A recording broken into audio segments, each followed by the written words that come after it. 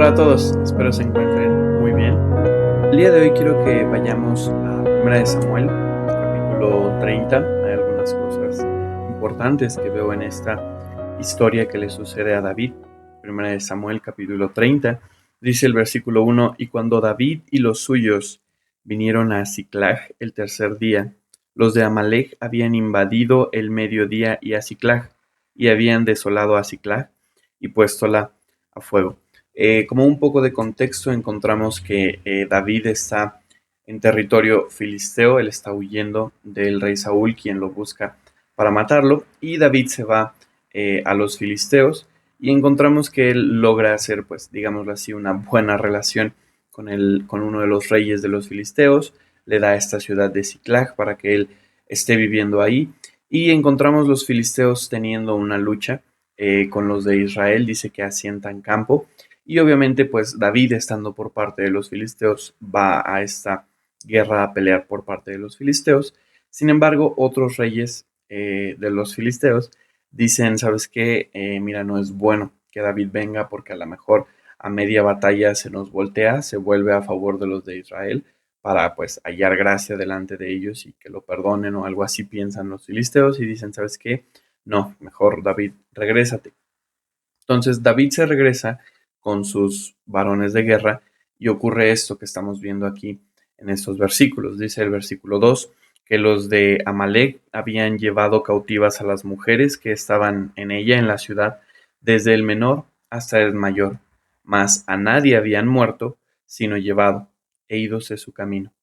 Vino pues David con los suyos a la ciudad, y he aquí que estaba quemada a fuego, y sus mujeres y sus hijos e hijas llevadas cautivas.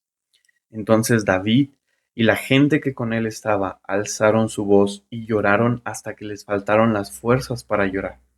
Las dos mujeres de David, Ahinoam jezreelita y Abigail, la que fue mujer de Nabal del Carmelo, también eran cautivas.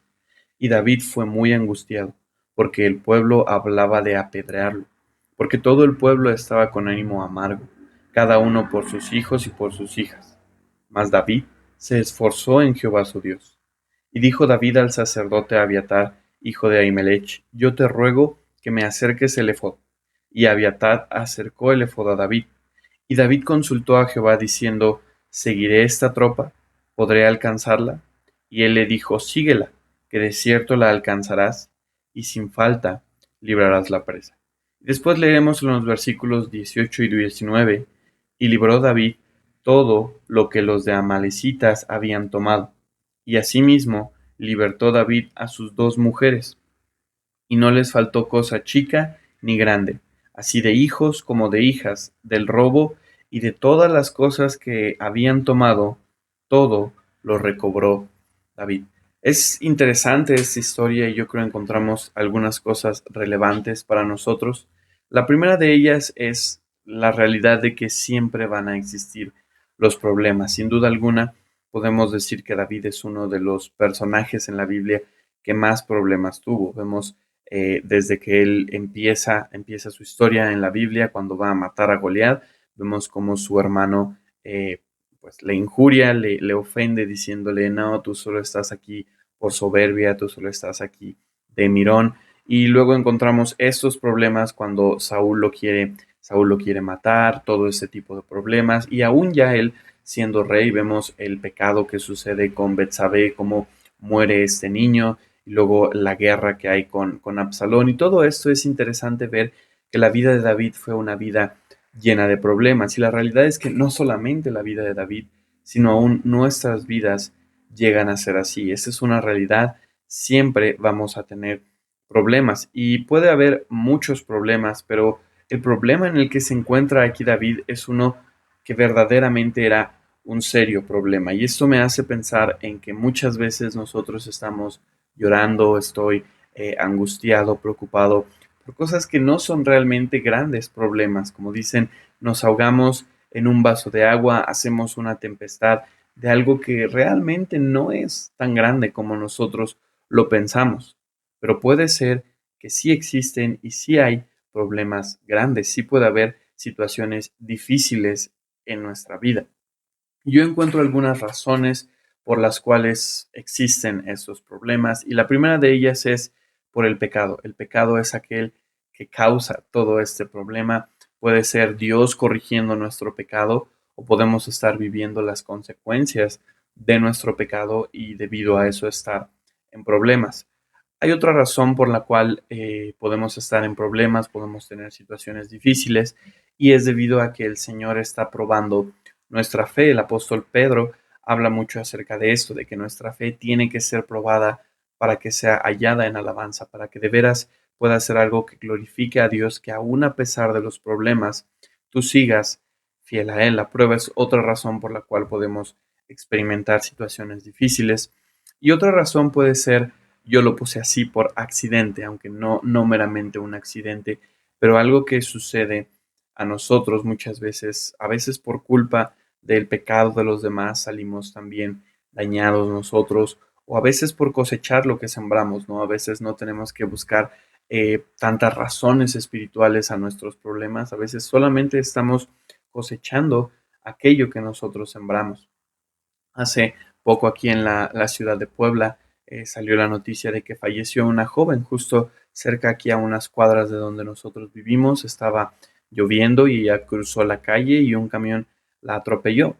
Y no podemos decir, fue por el pecado de ella o por el pecado de él. Yo no sé, pero la verdad es que situaciones pasan en nuestra vida. El libro de Job dice, mira, ¿sabes qué? El hombre nace para la aflicción y a veces debemos entender eso. A veces son cosas más de nosotros, nos estamos ahogando en un vaso de agua, pero a veces sí hay situaciones difíciles que vamos a pasar. Y algo que me llama la atención aquí es las personas que nos rodean, lo que hay a nuestro alrededor.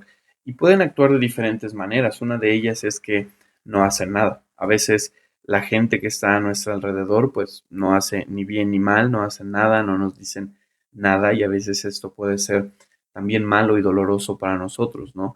Estamos pasando por una situación difícil y esperaríamos que alguien nos apoyara, que alguien nos diera una mano, como decimos, o algo así, y no sucede. A veces sencillamente no hacen nada, solo se quedan ahí, ni bien ni mal, pero a veces sucede un poco peor como lo que tenemos aquí, o por ejemplo también viene mucho a mi mente lo que pasa con los amigos de Job, nos condenan, se ponen a veces hasta en nuestra contra, ¿no? Está David aquí en esta situación y el pueblo dice que quería apedrearlo. Esto es algo interesante porque podemos pensar que sí, David quizá tenía un poco de culpa de esta situación porque obviamente él era pues el líder de este pueblo, de estas personas, pero él también estaba siendo parte de esta situación, ¿no? También se llevaron, y es algo que enfatiza, se llevaron a sus dos mujeres, también se llevaron todo lo que David tenía. O sea, David no era ajeno al problema. Y sin embargo encontramos esto, que hay gente alrededor condenando a David. Y debemos pensar esto en dos vías, siendo muchas veces yo el punto principal quien está sufriendo el problema, pero a veces nosotros no somos los que sufrimos el problema, sino los que estamos alrededor de personas que están sufriendo al problema. ¿Y qué es lo que hacemos? Muchas veces no hacemos nada, ¿no? Decimos, no, pues él que se las arregló, cosas así. O a veces cometemos este error de condenar, como los amigos de Job, de decir, no, eso te pasa por tu pecado, tú estás mal.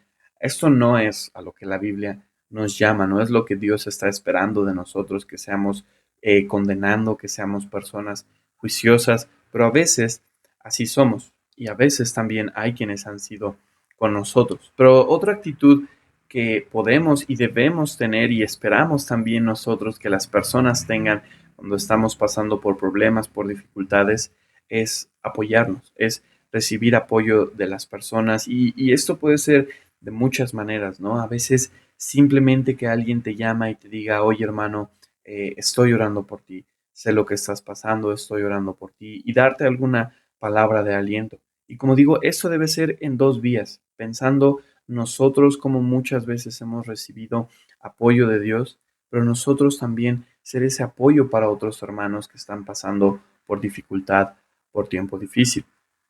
Ahora, otra cosa que veo aquí es la actitud personal de David, la actitud de aquel quien está sufriendo verdaderamente el problema. Y lo que David hace es justamente lo que dice en el versículo 6 al final.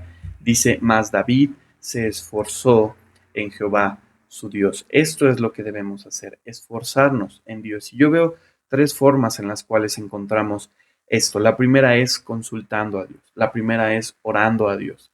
Y para mí es interesante que en su oración que David hace a Dios en esta manera de consultarlo, no lo hace en una manera de reclamo, no lo hace Dios, ¿por qué me está pasando esto? ¿Por qué a mí? ¿Qué hice mal? O Dios, ¿por qué eres así? No es esto, David. David no se está dejando vencer solamente diciendo, ¿por qué haciéndose la víctima? David de veras está diciendo, Señor, ¿cuál es la salida? ¿Cómo puedo salir yo de aquí? ¿Cómo podemos avanzar? Esto debe ser muchas veces nuestra oración, no quedarnos solamente tirados en el suelo pensando, ¿por qué a mí? ¿Por qué? ¿Por qué? Sino pensar, ¿para qué? ¿Cómo voy a salir de esta situación? Otra cosa que encuentro yo, cómo podemos cobrar ánimo es mediante la lectura. Y David lo hace de acuerdo a su tiempo, ¿no? Y es interesante, David manda a traer el efod donde se encontraba esto que en la Biblia es el Urim y el Tumim. Y era una manera interesante de cómo consultaban a Dios en ese momento. En ese momento consultaban a Dios. Y por poner un ejemplo como esas bolas mágicas o algo así, que le preguntas algo y lo agitas y sale un sí, o lo agitas y sale un no. Bueno, más o menos así era esto del Urim y el Tumim, ¿no? Y pienso en nosotros y a veces quisiéramos tener eso, ¿no? Como, bueno, le voy a preguntar esto a Dios y sacudo una bolita mágica y entonces me dice sí o me dice no. Pero la verdad es que tenemos 66 libros en donde Dios nos ha hablado. Es algo mucho más completo, no es solamente sí o no. Dios nos da ánimo, Dios nos da principios, Dios nos da fortaleza en este libro. Y debemos nosotros de veras encontrar aquí todo nuestro ánimo, toda nuestra fortaleza mediante la lectura, mediante consultar a Dios. Y por último veo que David anima a los demás. Y es aquí donde encuentro el rol tan importante que juega la iglesia en nuestras vidas, la congregación. David tiene este ánimo en el Señor, pero también anima a los demás a decir, miren, vamos a hacerlo, vamos a recuperar las cosas. Dios está con nosotros. Y este es el rol que la iglesia juega en nuestra vida. Como digo, en estas dos vías, a veces nosotros estamos en problemas y es muchas veces mediante hermanos que Dios nos trae consuelo a nosotros, que algún hermano nos da una palabra o a veces sencillamente que esté ahí con nosotros mientras pasamos en estos problemas. Pero nosotros, hay un texto que dice que con la consolación que nosotros recibimos debemos consolar a los demás. No solamente debemos pensar en nosotros como el centro de todo, debemos buscar de veras nosotros ser de ánimo, de apoyo a otros hermanos. Y esto lo logramos en la iglesia. Así que al final encontramos cómo David logra recuperar todo, como leímos en los versículos 18 y 19, y aún más de lo que tenía. Encontramos que con el despojo que hace a los de Amalek, David empieza a enviar regalos a otras ciudades como a los de Jerusalén y a otros pueblos. Entonces, David recuperó todo lo que él había perdido y aún más. Y así debemos pensar nosotros en los problemas, no solamente derrotarnos, sino de veras pensar en cómo vamos a salir adelante. Y todo esto no desde un punto de vista motivacional, sino desde un punto de vista de centrarnos en Dios, en que Dios siempre va a estar ahí. Los problemas van a existir mientras estemos en esta vida, siempre va a haber problemas, pero siempre vamos a tener a Dios. David se esforzó en Dios a pesar de que todo se veía mal. Y puede ser que estás en un problema y quizá no es tan grande y yo te animo a no ahogarte en un vaso de agua, pero quizás sí estás en un problema grave, quizá estás pasando por una situación difícil y si es así, Dios está ahí. Dios siempre va a estar ahí, aún en medio de los problemas, aún en medio de los pecados, siempre tienes esa opción de apoyarte de Dios y Él no te va a rechazar. Y esto me lleva inevitablemente al libro de Romanos capítulo 5, dice el versículo 6, porque Cristo cuando aún éramos flacos, a su tiempo murió por los impíos. En el punto más bajo que podíamos tener era en nuestro pecado. El pecado es el más grande mal que existe en este mundo. Y nosotros, dice la Biblia, que estábamos muertos en nuestros delitos y pecados. Éramos enemigos de Dios. Ese era de veras nuestro mayor problema. Ahí era donde estábamos. Pero aún así, aún en esa condición, dice el versículo, Cristo murió por los impíos. Cristo estuvo ahí en la cruz experimentando ese dolor, experimentando ese sufrimiento. Dios no es ajeno al dolor. Dios no solamente nos da la salida, sino que dice el libro de Hebreos que Él mismo experimentó esto. Por eso se puede compadecer de nosotros y entenderlos, porque ahí en la cruz Cristo entendió nuestro dolor. Él se hizo parte de ese dolor nuestro que nos causa el pecado. Pero Cristo lo hizo para que pudiéramos ser liberados de ese pecado, para sacarnos del problema, para ser reconciliados con Él y obtener algo infinitamente más grande de lo que nosotros merecíamos, el perdón de nuestros pecados, una nueva vida, una verdadera vida, lo que la Biblia llama una vida eterna. Y todo esto está disponible solamente por medio de la fe, solamente por esforzarte en Dios. No hay nada que tú puedas hacer porque no podemos hacer nada. Cuando estamos en problemas, a veces somos muy autosuficientes y pensamos, no, es que yo lo voy a hacer, yo voy a trabajar, voy a salir adelante, voy a pedir ayuda a tal o cual persona, pero esto no es así para con Dios. En este problema, en este gran problema estamos totalmente derrotados. No podemos hacer absolutamente nada.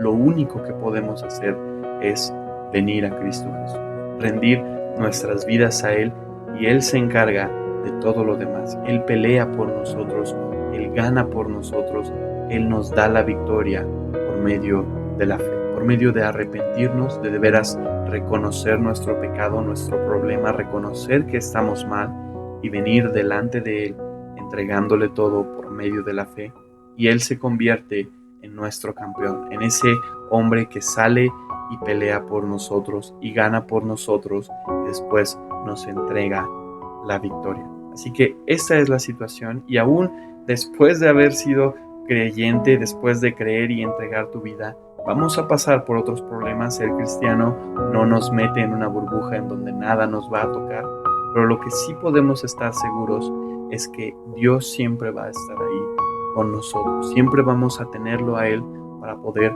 apoyarnos en Él, para poder tomar su mano, levantarnos y seguir adelante.